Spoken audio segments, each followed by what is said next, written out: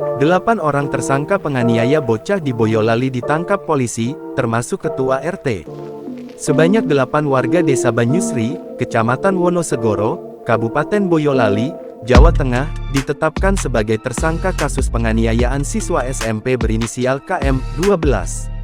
Kasus penganiayaan dilakukan di rumah salah satu tersangka pada Senin tanggal 18 November tahun 2024 malam. Para tersangka yang berinisial AG, SH, FM, MF, WT, MDR, TP dan RM menuding KM mencuri celana dalam milik tetangganya. Proses penyelidikan masih berjalan dan ada kemungkinan jumlah tersangka bertambah.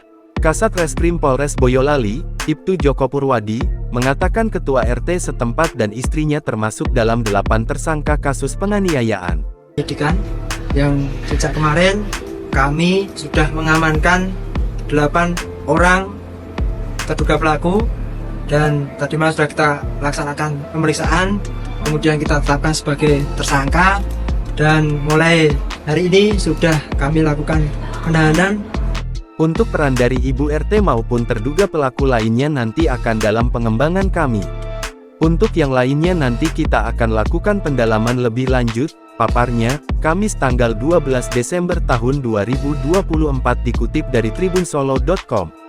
Para tersangka ditangkap di rumahnya masing-masing pada Rabu tanggal 11 Desember tahun 2024. Ibtu Joko Purwadi, menambahkan ketua RT yang berstatus tersangka merupakan guru dan tokoh yang disegani di masyarakat.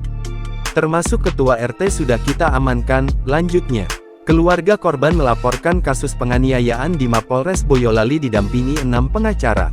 Kuasa hukum korban, Tania Rahma, menjelaskan keluarga telah diperiksa unit perlindungan perempuan dan anak PPA selama 1 jam. Sejumlah fakta yang disampaikan mulai kronologi hingga identitas pelaku penganiayaan. Dengan laporan ini diharapkan penyidik segera menetapkan tersangka. Berdasarkan laporan keluarga korban, ada 15 pelaku yang menganiaya KM menggunakan alat dan tangan kosong. Kasus penganiayaan dilakukan di hadapan ayah korban, Mulyadi. Menurut Tania Rahma, para pelaku juga melakukan pengancaman pembunuhan ke korban yang masih di bawah umur. Setelah mendapat penganiayaan, korban sempat dirawat di RS Muwardi Surakarta. Korban mengalami luka patah hidung, hingga pendarahan pada kepala belakang.